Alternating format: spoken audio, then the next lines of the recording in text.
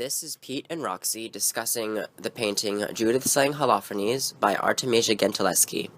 The painting begun at 1612 and was finished in 1613 and is currently being housed at the Museo di Cappello di Monte in Naples. What we see here is a depiction of the biblical story of Judith, who slays the Assyrian general Holofernes as he is overcome by drink, and basically she seduces him into believing that she was their emissary. She was the emissary of the town that the general had taken siege. The town was called Bethulia. Yeah, and so she decides to be a martyr for her town and takes it upon herself to slay this Assyrian oppressor. And she is being helped in this painting by her maidservant, who is holding Holofernes down while he tries to push her away, but he is not strong enough because of his intoxication. One of the most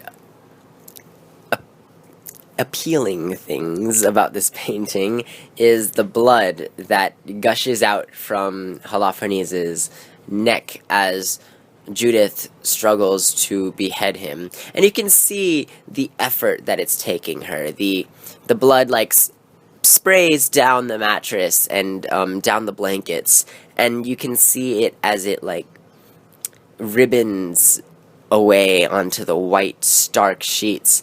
And you can just feel the spinal cord just resisting against the blade. What I love most is her expression. It's not of disgust so much as it is of pure determination to just behead this crude general. I mean, after all, she is doing this for her people, and there are different variations of the painting. Sometimes the maidservant is not there, but if we look at Caravaggio's, as her painting styles were very similar. With the stark shadows and the really bright, dramatic lighting. It's also similar in that, well, in contrast to Caravaggio's, that in Caravaggio's we see a look of almost pity on Judith's face as she is chopping his head off. Like she feels sorry that she is doing such an action against a man.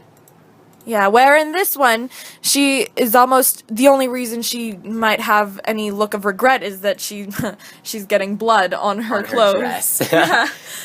It is almost as if, it is her duty, her obligation to her town and her people to berid her people of this general. And what's also great about this painting is you can really see the struggle in all their faces. The maid, as she's trying to hold this man down, and him, as he knows he's going to lose, she's just roughly pushing his head against the mattress. You can see Holofernes grasping for the maid's neck, trying to choke her out, but there's a knife in the side of his neck. He can't really do much besides that. Blood spraying everywhere. But more than that, the painting is also very reflective of Gentileschi's own life, as she was one of the first really relevant female artists of her time. She was daughter of Orazio Gentileschi, who was also very popular. But also she depicts herself as Judith. And her mentor as Holofernes.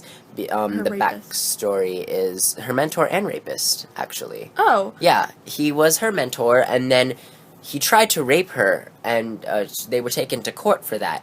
And this picture is basically an embodiment of her repressed rage at this man who tried to defile her.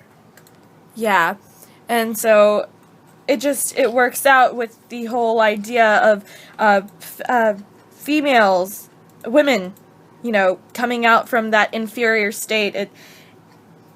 like any woman artist, she had to battle against the unexpressed absolutes of her culture, which included the belief in a natural inferiority of women. The oppression of males against women. Yeah, and I think this just fueled the fire with which she depicts Judith slaying Holofernes.